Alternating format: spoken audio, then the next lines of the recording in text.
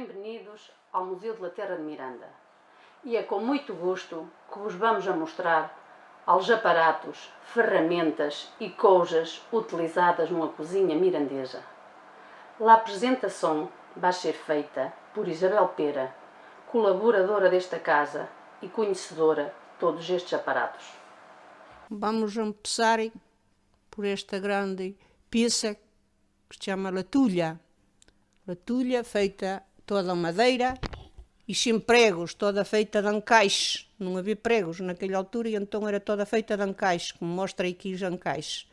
E tinha uma divisão ao lado, de um lado punham o trigo e do outro lado punham a farinha, porque tinha que ser para todo o ano. A farinha só se podia fazer no inverno, quando trabalhavam os molinos na ribeira. Não se podia fazer noutra época do ano. Depois a farinha, temos aqui escrinho, onde se guardavam os farelos, e temos a farinha já pronta para fazer o pão, com os bardeiricos em bercego. E então, depois de... Estas são as pinheiras, para penheirar a farinha. Porque depois a farinha de ir ao molino, se a pedra não estava picada, a farinha ficava mais remolida, e depois ficava com um relão, e então para o pão ficar mais branco, tinha que espinheirar. E ficavam então a farinha, tiravam os farelos, e depois tiravam a farinha para o pão ficar mais branco. Agora as medidas, aqui temos o meio alqueire, e a quarta, e aqui em riba o alqueire com o rejão. Isto era o que se usava, não havia outras medidas, eram estas. E para começar os trabalhos, temos o arado romano. Este arado todo feito a madeira, que levava muito tempo a fazer. Havia carpinteiros que se dedicavam só a fazer estes trabalhos, ganhavam assim a vida. E depois também davam trabalho ao ferreiro, na fraua, que fazia as relhas. Quando as relhas de tanto arar se gastavam, tinha que poner umas puntas, aumentá-las em ferro. E para puxar o arado, temos aqui jugos mais pequenos e jugo maior, mais largo. Este jugo mais largo era só para arar as vinhas, porque nos partiam as parreiras. E aqui no jugo, para pôr na cabeça das vacas ou dos bois, punham-se as melenas, estas coisas em cabedal, que era para o animal não se ferir e para que as moscas não picassem, porque só picassem quando picava a mosca, as vacas escapavam-se a correr. Temos a venda de palha, porque não havia ferro, então faziam as peças à madeira, a venda para carregar a palha, e esta espalhadora, aqui temos a pala. Tinha os cribos, o cribo para o trigo e o cribo para o centeno. Só estes bardeiros só eram para varrer nas eiras. Para cortar o trigo, não havia máquinas, e temos as foices que se iam buscar a Espanha de contrabando.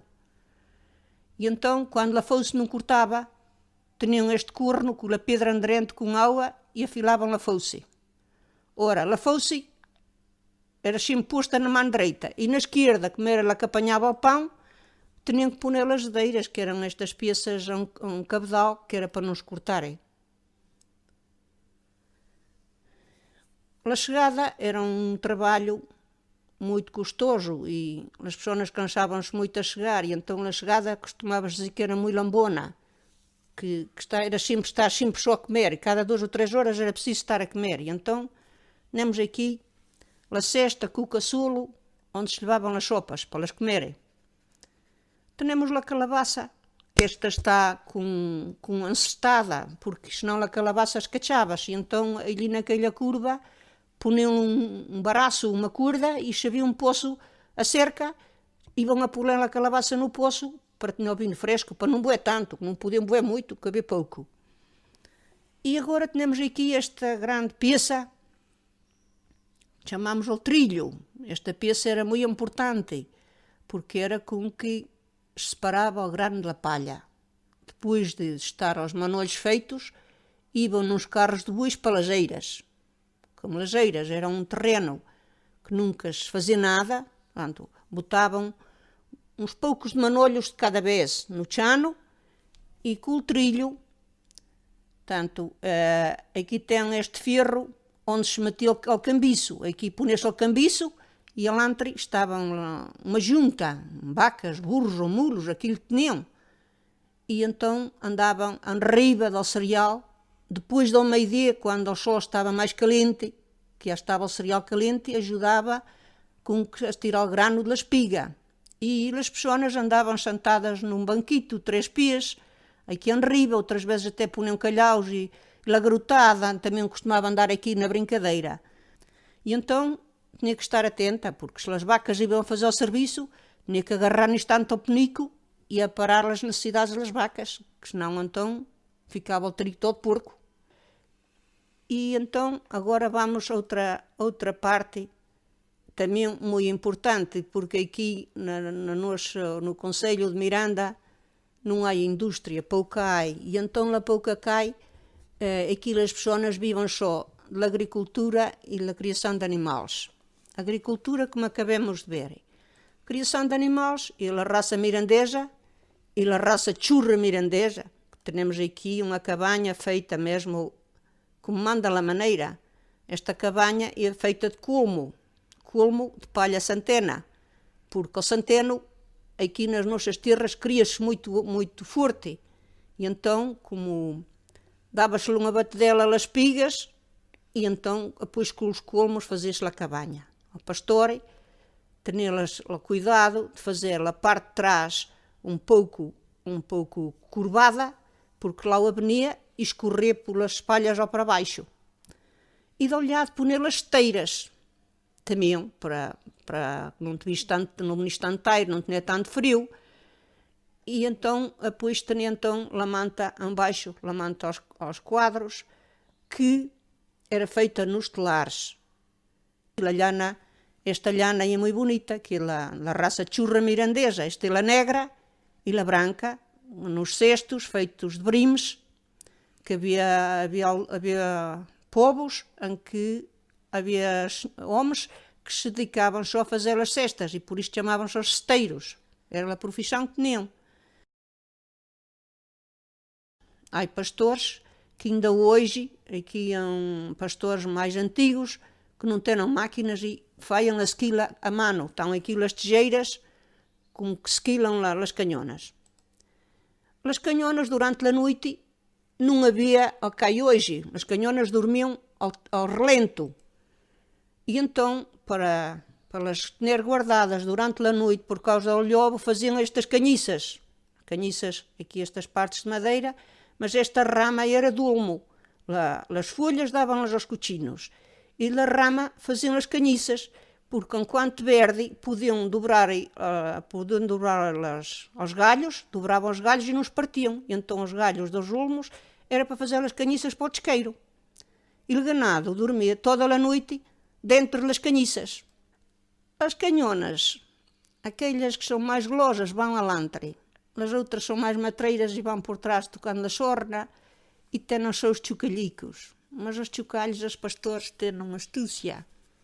Fazem uma volta ao chocalho que é para que não suba de longe. Mas como os perros grandes são aqueles que mais força têm para que as canhonas não sejam atacadas do lobo, o pastor estudou esta astúcia de pôr as carrancas no cachaço do perro, para quando vê um lobo, o lobo ataca no cachaço. E então com estas carrancas já não mata o perro. Então, as canhonas são esquiladas quando começa a fazer calor, mas depois esquiladas, cada pastor marca as suas canhonas e para as marcarem tem coisas próprias, tem uns são ferraduras, outra coisa, e depois marcá-las com tinta, para quando os ganados se juntam, saber quais são as de um, quais são as do outro. Aqui tem o lampião, é género de um lampião.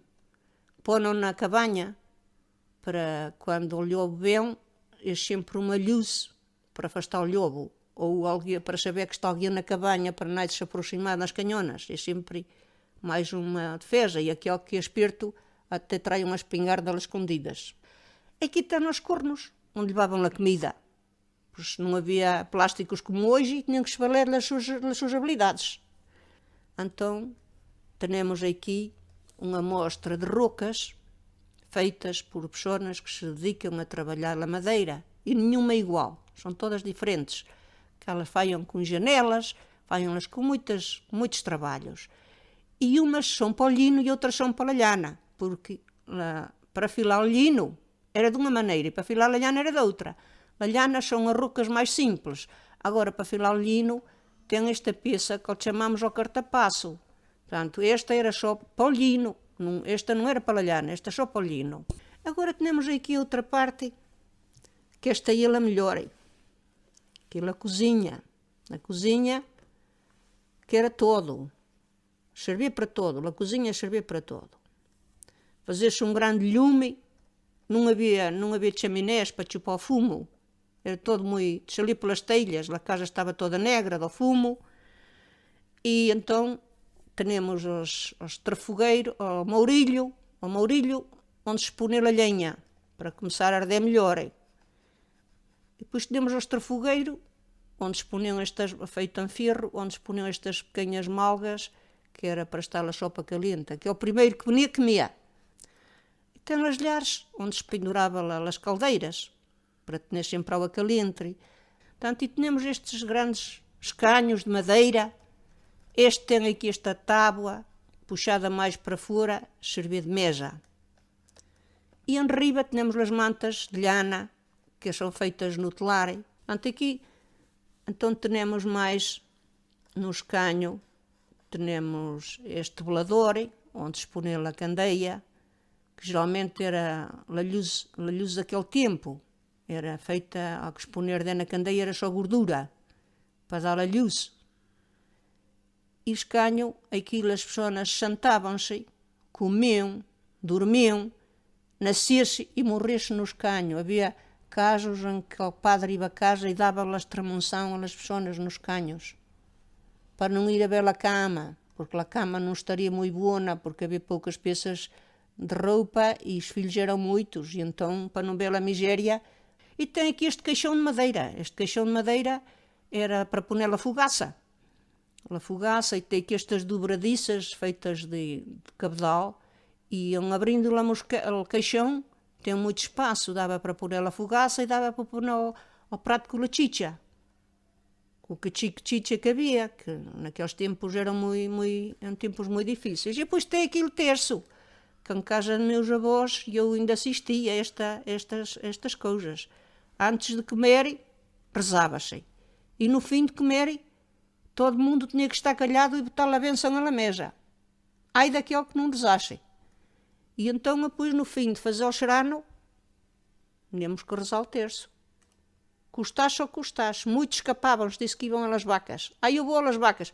Eu espero a que vengas das vacas. Vais ao palheiro para te livrares de rezar o terço. Não, deixa-te venir ao palheiro que depois rezamos ao terço. Não se podia escapar do terço. Ai daquele que escapaste do terço. E depois tínhamos aqui as tinalhas.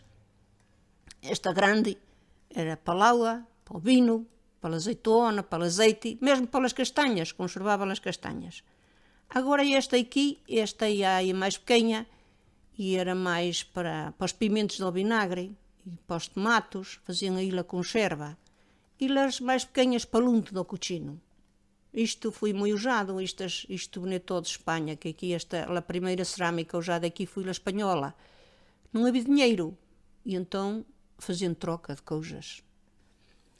Agora aqui temos a caldeira, esta grande caldeira com um assento de palhas, que era para a caldeira não se abulhar, em riba do cepo. Na caldeira lavava-se a louça,